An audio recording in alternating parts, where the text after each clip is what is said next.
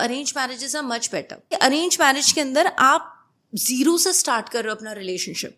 अभी तक आप अपने पार्टनर को जानते नहीं हो, आपकी शादी हुई, धीरे धीरे आपने उसके साथ रहना स्टार्ट किया और अनडाउटेडली आपका फर्स्ट डे से ही आपका रिलेशनशिप प्रॉपर पूरी फैमिली की रजामंदी से प्रॉपर उसी तरीके से वो ढला हुआ है, तो वो उसी फेज के अंदर ग्रो करेगा। लव मैरिजेस के अंदर क्या होता है कि शुरू में पहले आपका अफेयर चल रहा होता है, You are just concerned with the guy or the girl. Exactly और उस टाइम पे आपकी एक्सपेक्टेशन बिल्कुल अलग होती है ना, आपका एकदम कंसर्न एकदम डिफरेंट होता है।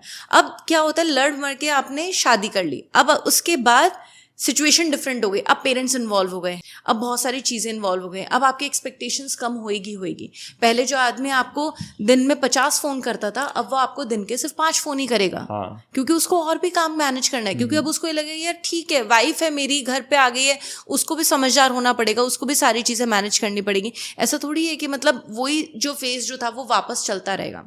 तो लव मैरिज के अंदर आप पहले यहाँ से जीरो से स्टार्ट नहीं करते हो, आप ऑलरेडी एक लेवल पे अटेन करके स्टार्ट करते हो। एक तो ये इशू है।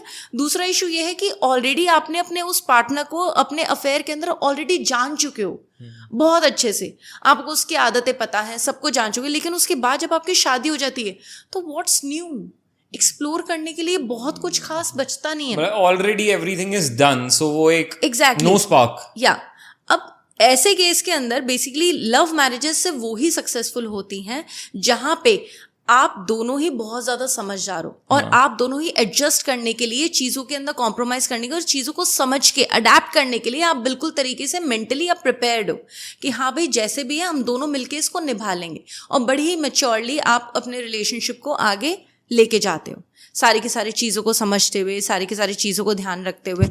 तो इस तरह से आपका जो रिलेशनशिप है वो चल जाएगा फिर।